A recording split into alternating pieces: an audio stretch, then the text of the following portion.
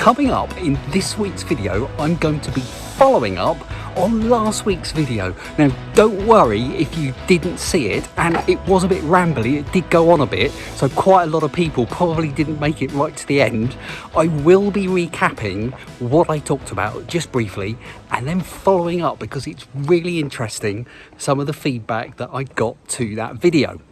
But before we get cracking with that, today actually I'm going to make this video a bit shorter because it was a 15-minute epic last week. Probably you felt your life ebbing away as you were watching it, so I'm going to try and make this one a bit more concise, a bit more punchy. How well is that going to go? We'll see.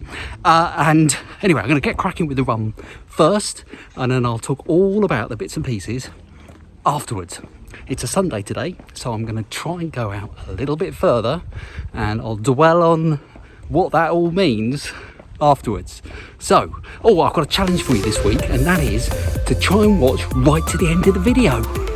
See if you can do it. I promise to make the video short if you try and watch right to the end. Let's see how we do. See you on the other side of this run. There we are, run complete. I'll give you an update on how far I've gone in a moment because it's kind of tied in to what I'm going to talk about in today's video. Now, last week's video was a bit of an epic. It was a long video, it was 15 minutes, so I've decided to try and make this one a bit shorter in the hope that you survive until the very end of it. Now, on today's run, what I did was that I did the same route that I've been doing a lot recently for these 10Ks. It's just a nice route. I like it. It's sort of varied. There's different sort of terrain, it's mainly sort of nice paths actually, so there's nothing too rough to run on, but it's just sort of different kind of areas to go through, and that's really nice. I really enjoy that. So I did that, and I thought there's one bit on the run where I thought to myself I can probably do like a bit of a loop. It's not like a loop going around a running track or anything. It is sort of goes through lots of different bits, but I thought, loop. But I didn't really know how far it was. So what I did, when I got there today, I looked at my distance, see how far I'd gone. It was 3.7k at that point. And then when I had got all the way around that loopy bit, I looked again. That's the way to do it. And at that stage, I'd done 5.8. So I did some mental arithmetic, and that is 2.1 kilometres. See, mental arithmetic. Now I admit, that's not the most complicated mathematical equation to work out, but my maths teacher would have been very happy about that. Old Miss Duncan. Yeah, we used to call her Duncan the Dragon. I'm not sure why really. She didn't have scales, and I don't ever recall her actually breathing fire at any stage, and I think being scaly and breathing fire are quite high up on the job description for your average dragon.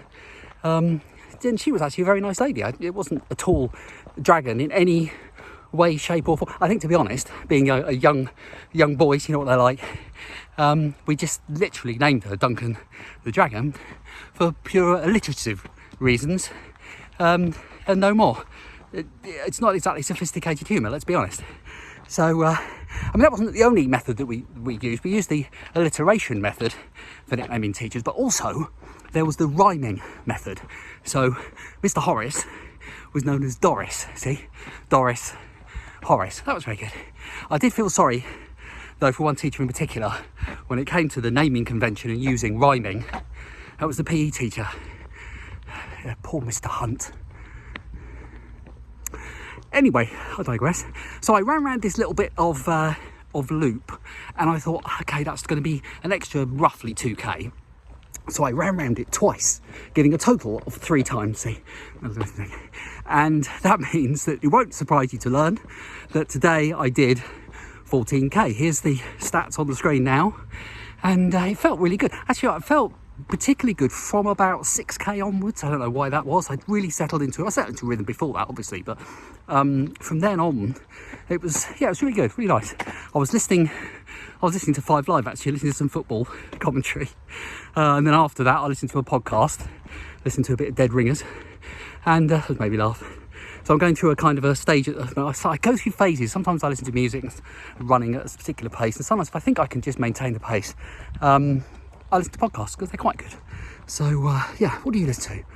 I think I've asked that before, but I haven't asked that for a while. Now, I want to follow up on last week's video.